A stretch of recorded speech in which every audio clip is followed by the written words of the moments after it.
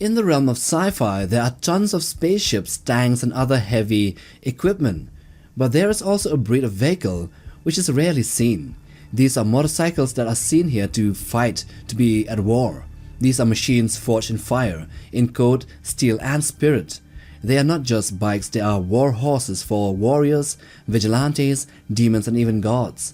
From the roaring deserts of the post-apocalyptic wastelands of Prees to the neon labyrinths of virtual worlds like Tron Legacy, each one of these bikes tears across its own battlefield, leaving only scorched earth or even glowing entrails in its wake. They are bound by no rules but by velocity and vengeance. So here in this video we will showcase the top 10 deadliest war bikes or motorcycles in sci-fi. The ones that redefine what it means to be fast, deadly and unforgettable. Let's get to it. At number 10 we have the jet bike, the Gladius of Prees.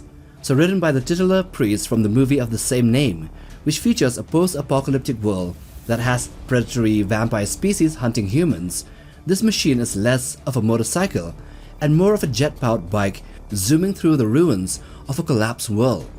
It is sleek and stripped down for aerodynamic perfection. The jet bike slices through the desert like a blade of a divine retribution. The engine is a massive turbine system mounted as the main part of a chassis. With nitro injection, it can excel to speeds exceeding over 400 miles an hour or 640 kilometers per hour in a metric system. There's little to no armor as the things it was built to hunt are wild nocturnal animals, so there's no need for armor. It's a bike, but it's built for a singular purpose, to close the gap before evil knows what is hunting it.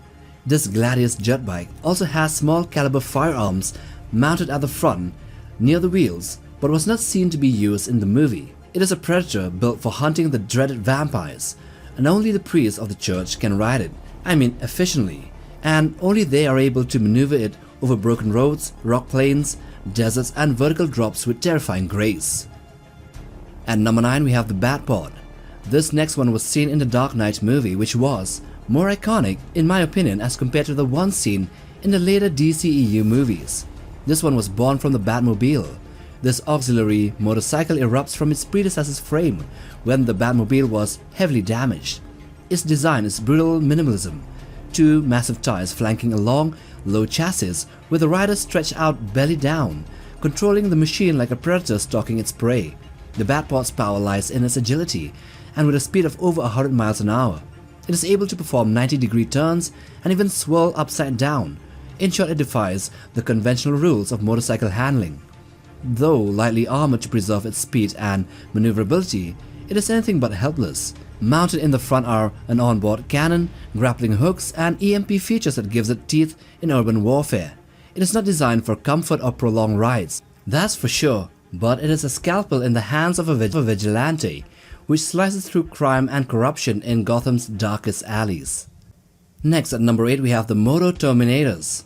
This one here is Skynet's cold metal answer to the human resistance in the 21st century.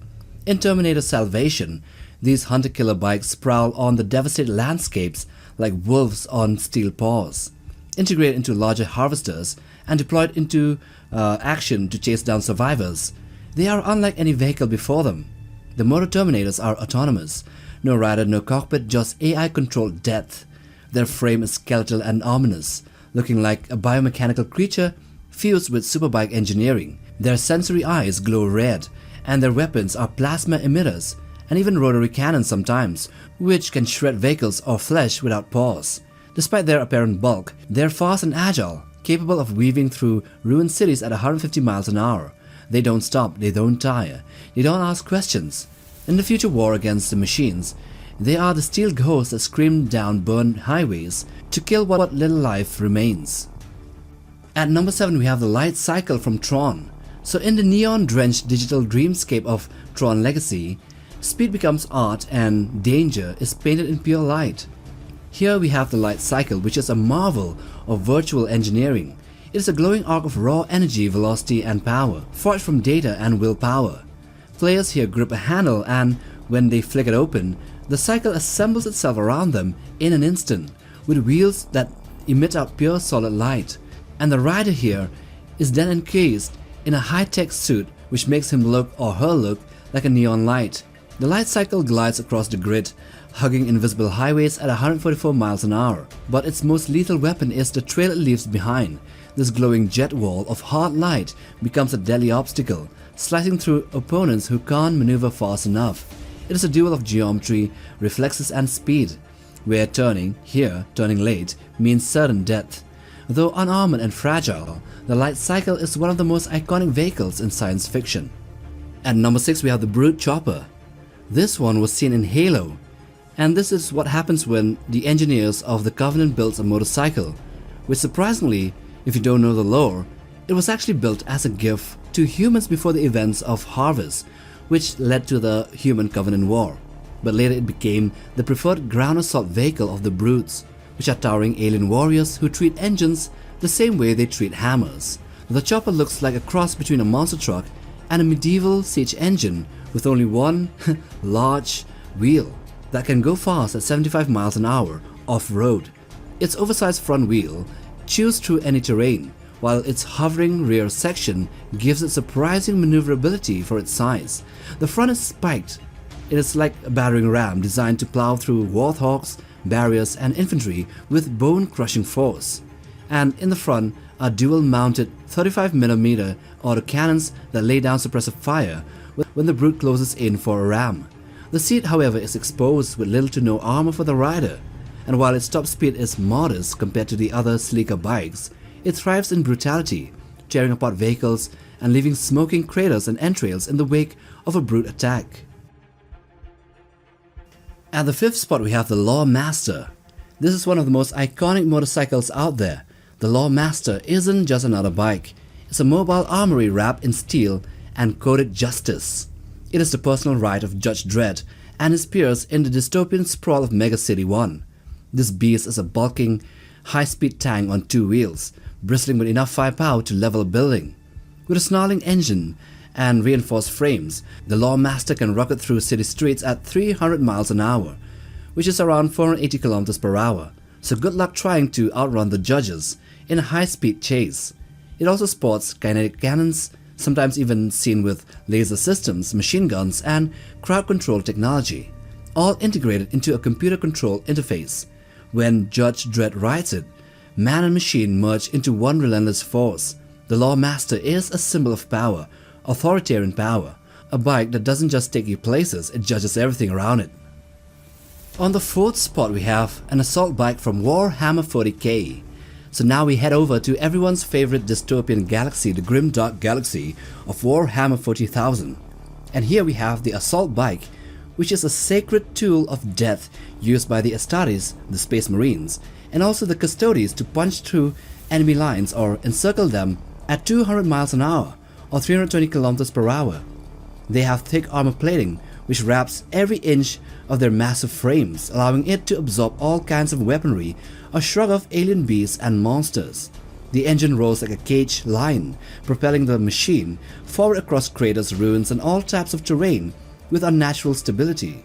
To add to it, there are twin bolters, which are massive guns firing explosive rounds that are mounted at the front, and some variants carry even heavier mounted weaponry, even plasma cannons, and they have rear mounted gunners or heavy weapon specialists. The assault bike isn't built for speed or maneuverability, although it does both. It is, however, primarily built to deliver death wherever the angels of the Emperor decide is best to be delivered. When the bike appears on the horizon, flanked by others in its squadron, enemies automatically know they have seconds to pray to whatever chaos god they end up worshipping before their world erupts in fire. Number 3. The Cavalere. In the world of Devil May Cry, a game, style is just as deadly as substance, and the Cavalere is the ultimate blend of both. Forged from the remains of a demonic knight encased in silver armor, this monstrous motorcycle is unlike anything seen in mortal realms. It gleams like a fallen angel's chariot, massive, spiked, and thrumming with unholy energy. But its true magic lies in its transformation.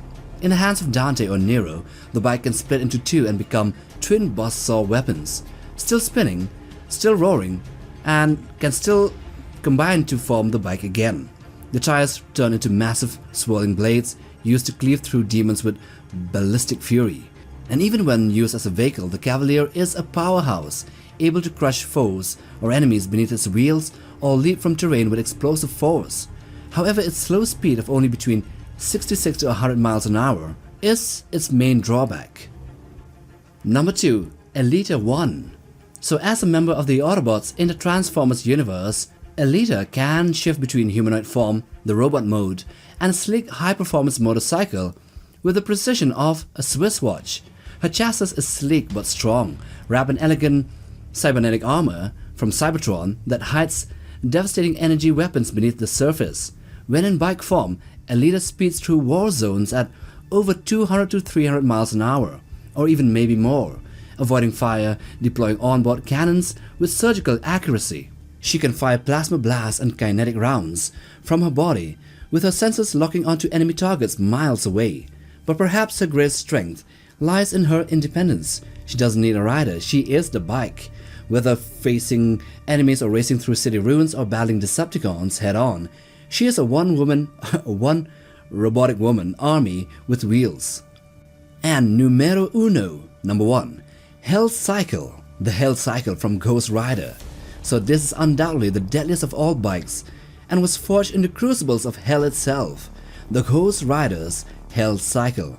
To say this is no ordinary motorcycle is an understatement of an understatement of an understatement. When Johnny Blaze transforms into the spirit of vengeance, the Ghost Rider, this flaming nightmare materializes beneath him. It is a chopper, a cruiser bike, which is sculpted from molten metal and bone. Its wheels are wreathed in eternal fire, which burns not just the rubber, but the very laws of physics itself. The Hell Cycle doesn't just ride, it ascends. It can tear across water, vertical walls, in 3D maneuvering, even ride into the sky like a comet, which means flying. And as for speed, it surpasses Mach 13 or 10,000 miles an hour, or in the world terms 16,000 kilometers per hour, and can burn through dimensions if it must. Its true weapon is hellfire, which leaves in its wake the burnt corpses of the guilty. The bike can also be summoned from anywhere in space or time, responding to the rider's call with infernal obedience. No mortal chains can bind it, no road is too broken to cross.